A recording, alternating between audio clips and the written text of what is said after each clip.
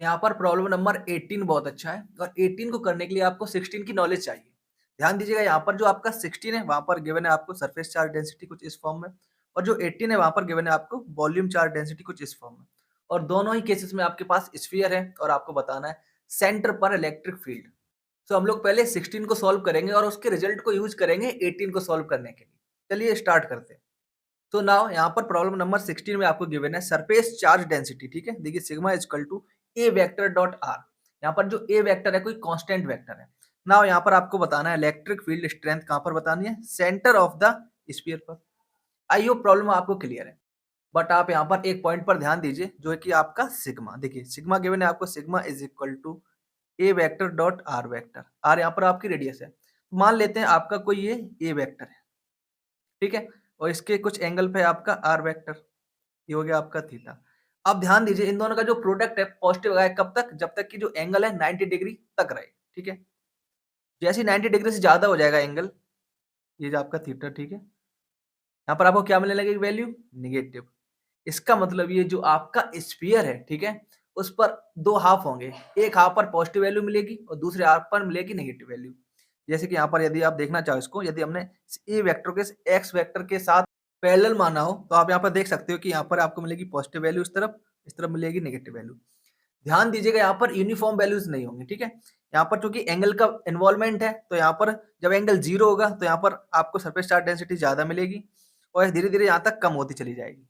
Similarly यहाँ पर negative side में भी आपको इस तरफ सरफेस चार्ज डेंसिटी ज्यादा मिलेगी और ऊपर जाते हुए या नीचे जाते हुए कम होती चली जाएगी। अब देखिए जो cos थीटा है उसकी वैल्यू होती है पॉजिटिव, चाहे थीटा पॉजिटिव हो या फिर थीटा हो नेगेटिव। यानी कि यहाँ पर यदि आप देखना चाहो तो आप समझ सकते हो कि मान लेते इसको आप एक्स एक्सिस और ये रहा आपका आर। यदि मैं इस आर को इसके बाद रोटेट कर दूं ऐसे, तो आपको क्या दिखेगा, आपको दिखेगा कि सारी की सारी वैल्यू सेम रहने वाली है, राइट। तो यानी कि यहाँ पर जो चार्ज डिस्ट्रीब्यूशन होगा कुछ इस प्रकार से सिमेट्रिक भी मिलेगा आपको। कैसे देखिए, ठीक है, जो यहाँ पर होगा कुछ ऐसे सेम होगा ऐसे यहाँ पर। यानी कि यदि आप इसको एक कॉन के शेप में घुमाना चाहें, ठीक है, तो जो इसका जो टिप होगा जो सर्कुलर रिंग की तरह बिहेव कर रहा होगा, वहां पर हर पॉइंट पर आपको सेम मिलेगा चार्ज डेंसिटी। ठीक है, आई होप इतना क्लियर है। इसी वजह से हम लोगों ने यहाँ पर माना हुआ है इस रिंग को एक एलिमेंट। इतना क्लियर है।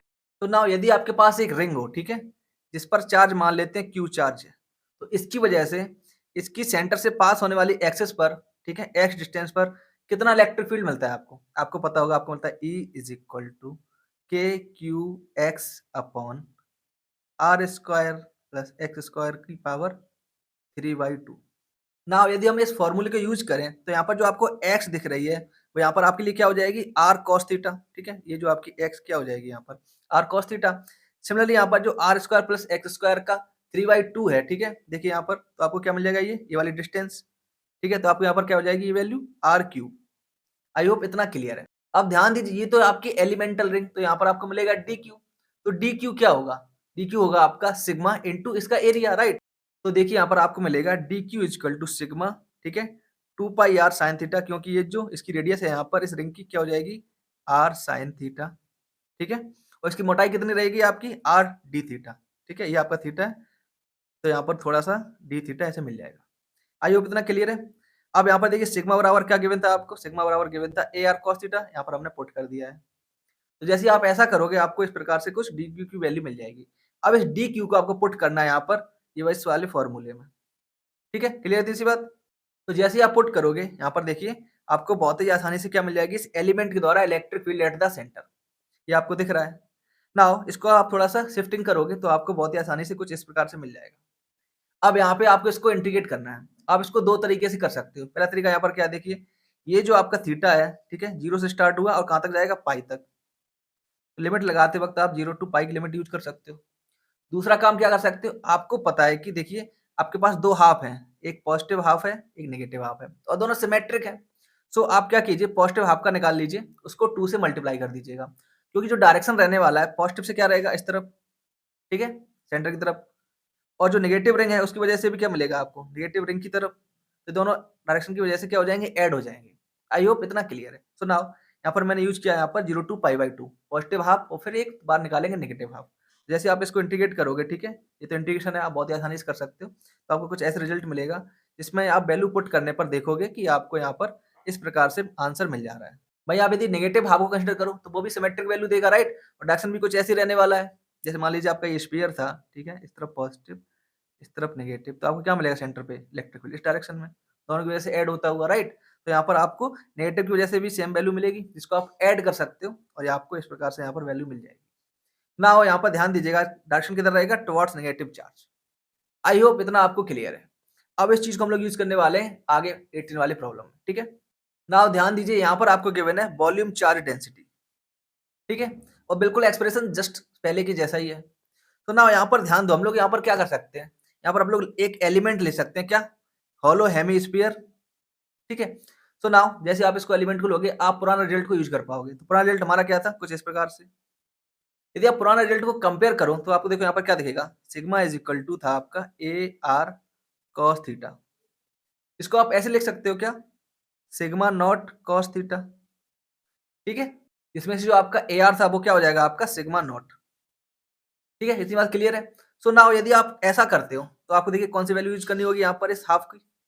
सो नाउ यदि आप यहाँ पर ध्यान दें, ठीक है? यदि हमने इस एलिमेंट को माना है तो इस एलिमेंट पे उतना ही चार्ज होगा जैसे पहले था। तो यहाँ पर हम चार्ज को कंपेयर कर सकते हैं। तो पहले चार्ज था वो था आपका सरफेस चार्ज डेंसिटी के अकॉर्डिंग, अब गिवन है आपको वॉल्यूम चार्ज डेंसिटी के अकॉर्डिंग। तो चार्ज तो सेम रहना चाहिए, तो इसको कंपेयर कर सकते हैं। कैसे? देखिए, सिग्मा इंटू डी ए, ठीक है? इस एलिमेंट पे कितना चार्ज है, is equal to rho into d b, इस एलिमेंट पर कितना चार्ज है। दो अलग अलग तरीके से। अब डीबी को क्या लिख सकते हो? D A into D R, right? Area into distance या डेप्थ बोलोगे तो क्या हो जाएगा आपका? वॉल्यूम। तो नाउ यहाँ देखिए, ए से कैंसिल, आपको मिल गया sigma equal to rho d r. अब ध्यान दीजिए, जो ए आर था वो तो था आपका सिग्मा नॉट, और यहाँ पर आंसर में क्या आ रहा है? A R. इसको आप ऐसे लिख सकते हो, यहाँ पर ये लिखना चाहो तो sigma not upon 6 epsilon not, यानी कि आपको यहाँ पर सिग्मा नॉट के इक्विवेलेंट को लिखना होगा। कोई दिक्कत नहीं, अभी लिख देते हैं, राइट? तो देखिए यहाँ पर ये आपका सिग्मा है, तो इसको आप लिखोगे ऐसे sigma not cos theta is equal to, यहाँ पर क्या लिखोगे? रो की जगह क्या लिखोगे? Rho not cos theta d r. Cos theta से कॉस थीटा कैंसिल, आपको मिल जाएगा रो नॉट। अब यहाँ पर रो नॉट क्या होने वाली है? ध्यान दीजिए, आपकी देखिए रो इज इक्वल टू यहाँ पर क्या? ए आर, ठीक है? Cos theta. तो ये जो ए आर है आपका नया ए आर, ये आपका हो जाएगा रो नॉट। इतनी बात क्लियर है? तो नाउ यदि आप इतनी बात समझ चुके हैं तो आप बहुत ही आसानी से यहाँ पे समझ चुके हैं कि आप इस ए आर की जगह यहाँ पर क्या लिखोगे, ठीक है? यहाँ पर आप लिखोगे, देखो सिग्मा नॉट की जगह क्या आ जाएगा आपका? रो नॉट डी आर, यानी कि आप यहाँ पर ए आर की जगह लिखोगे ए आर डी आर। तो यहाँ पर देखिए लिखा हुआ है, ठीक है? इसको आप ऐसे समझ लीजिए, रो नॉट डी आर। अब आपको इसको इंटीग्रेट करना है कहाँ तक? 0 से r तक, राइट? तो जैसे आप इसको इंटीग्रेट करोगे, यहाँ पर आपको मिलेगा देखिए r स्क्वायर बाई 2, तो यहाँ पर आ जाएगा ये 12, 6 नहीं होगा, ठीक है? आई होप इतना क्लियर है? नाउ ये आ गया आपका पॉजिटिव हाफ की तरीके से। अब इतना ही आना चाहिए नेगेटिव हाफ की वजह से, राइट? सो बिल्कुल यहाँ पर आपको फिर से मिल जाएगा इतना ही नेगेटिव हाफ की तरीके से, और आपकी टोटल निकालना, दोनों करना होगा ऐड। तो जैसे आप इसको ऐड करोगे तो यहाँ पर आपको मिल जाएगा कुछ इस प्रकार, ठीक है? ये 3 की जगह हो जाएगा यहाँ पर 6। आई होप इतना आपको क्लियर है। यदि आप चाहते तो आप एक तरीका और यूज कर सकते थे डायरेक्टली, राइट? देखिए, आपको यहाँ पर डायरेक्टली ही पता था कि ई की जो आपकी वैल्यू होने वाली है, ठीक है? वो आपकी है यहाँ पर देखिए sigma not upon 3 epsilon not, जिसको आपने यहाँ पर लिखा हुआ है ए आर 3 एप्सिलॉन नॉट। आप चाहते हो इसको पूरा एक बार इंटीग्रेट कर सकते थे, राइट? इस पूरे रिजल्ट को लेकर आप यहाँ पे लिख सकते थे, देखिए नया वाले के लिए E is equal to integration of a r d r divide by 3 epsilon naught. इसको आप इंटीग्रेट करोगे पूरा, ठीक है? तो आपको मिल जाएगा a r square by 2, 2 into 3 is equal to 6 epsilon naught. I hope ये सब आपको क्लियर होगा। आई होप इस वीडियो से आपने बहुत कुछ सीखा होगा। तो प्लीज वीडियो को लाइक कीजिए, चैनल को सब्सक्राइब कीजिए और दोस्तों के साथ शेयर करना बिल्कुल ना भूलें। Thank you and have a nice day.